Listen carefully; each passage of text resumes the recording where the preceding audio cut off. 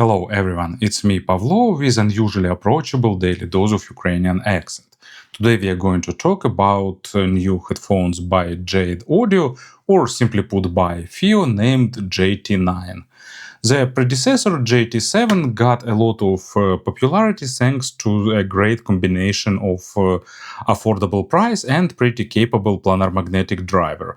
So FiiO decided to build on top of this foundation and release the model that should serve as some kind of JT7 Pro.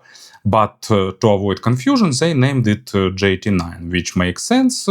They are slightly more expensive, with price about $170, but at the same time they features new driver and updated design, while the price is still pretty approachable. So that's all makes them really interesting in terms of value, and let's have a closer look. So first things first, ancient traditions of my people require me to start with unboxing. Package is pretty simple, compact, made with white cardboard, minimalistic polygraphy, and overall looks pretty nice. FiiO started adding this protection seal, so you can check that no one tampered with your headphones before you. Inside you'll get a hard case with supposedly headphones inside, some manual, and two stock cables.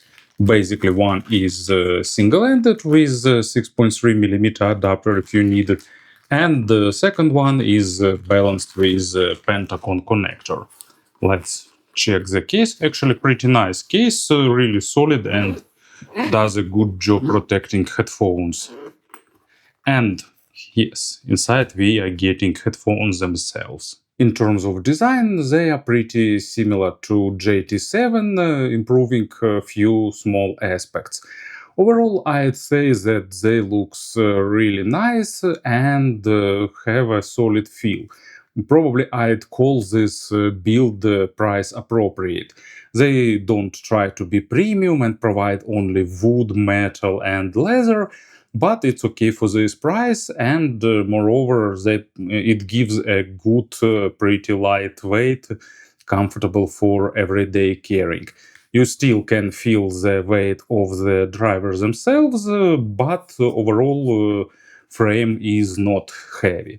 But where necessary, FiiO put metal. For example, here in headband we have a nice springy steel that provides really good clamping force, but without overdoing. On the bottom we have this soft velvet pouches or pads that distribute weight really well. And to adjust size, you just can slide the cups on the headband. And as usual, I'm really happy that they provide this scale for appropriate adjustment on both sides. This part is made of plastic, but it feels like a really nice high-quality plastic.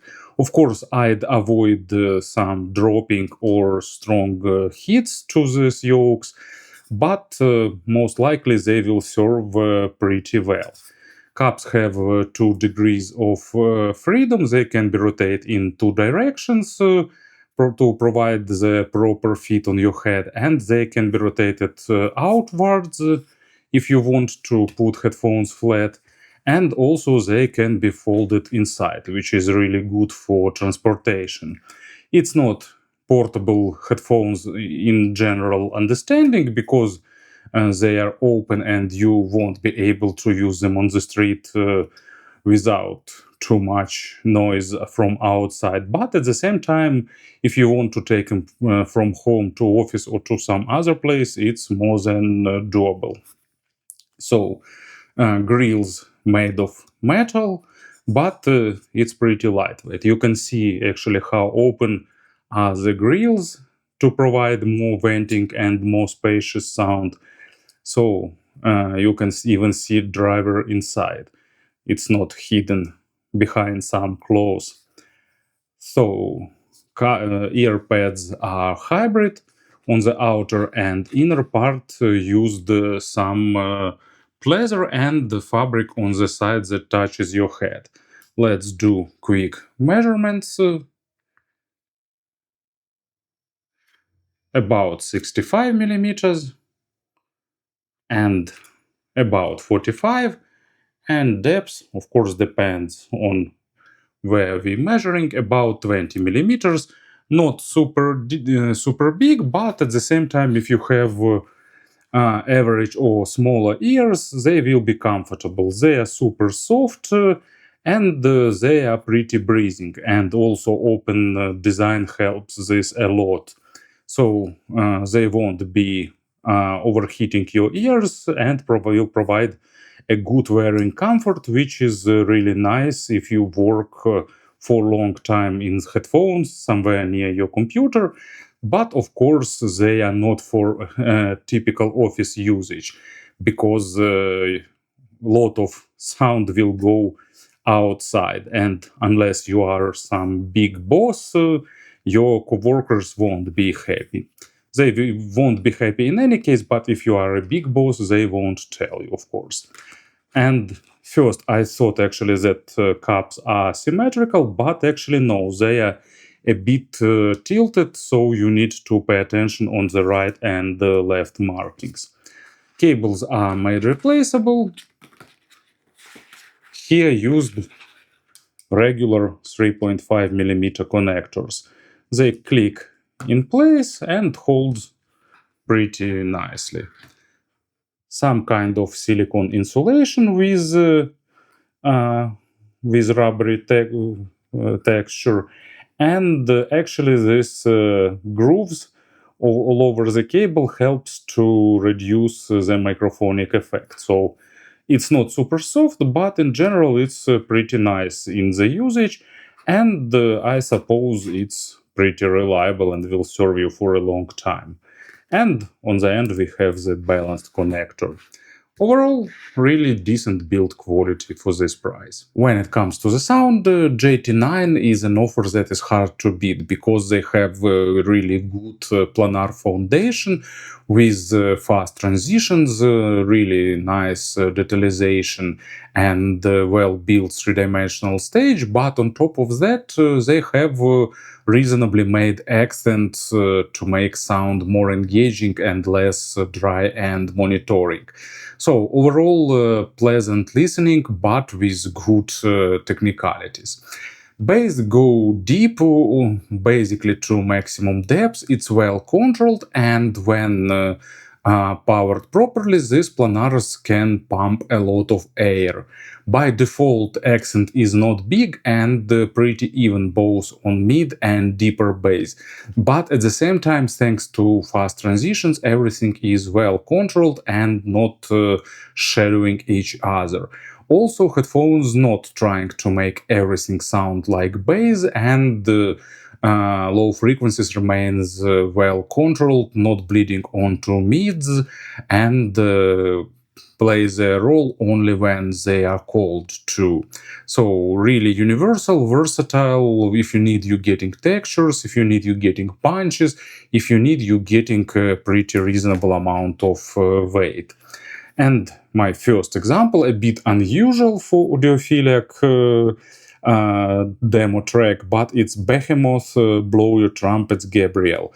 I really like the start of this track with that low hitting drums and the mighty bass. It gives you that sense of steamroller that like rolling over you, and these headphones deliver it really nicely, but at the same time with all details that are necessary for the mid frequencies and the treble. And Navras by Juno Reactor, also really impressive track in these headphones. First of all, because they have this long introduction with that epic chorus singing, but when bass kicks in, they deliver nice, good sense of pump, and at the same time build great contrast with mid frequencies. Mid frequencies are really well balanced. They have good detalization, but headphones don't flex with this micro contrast. They don't push it into your face. Probably tuners understood that people not always listening to some absolutely perfect, well-recorded material. So they are really well behaving with something that is not properly recorded. But in general, with better materials, they simply shine. So it's like some subconscious wish to get better and better masters, better high quality materials. And I'm not sure is it just my thing or not, but when my setup started improving, I switched towards genres that I never listened to before, like jazz, classical rock. So I like not switched, but shifted part of my media library towards genres that are usually better recorded, mastered, and so on. Here you're getting really nice detailed vocals with good saturation, but without being overly aggressive artificially. You're getting good dynamics, you're getting nice emotion representation, and what is probably most important for many listeners, you're getting really spacious stage with good sense of space, and when it's epic, you getting all that epicness and airness and sense of surrounding. So what I selected as an examples, first one is People by King Crimson. I like Shrek, or how that should pronounce Shrek, track, not sure, but I really like this period in King Crimson discography. And here you're getting really a lot of well-recorded instruments and vocal, and everything is really crisp, saturated, and these headphones deliver it really well. And I like that they not over accenting micro contrast, because this track can sound too sharp and start falling apart. But with JT9 it didn't happen.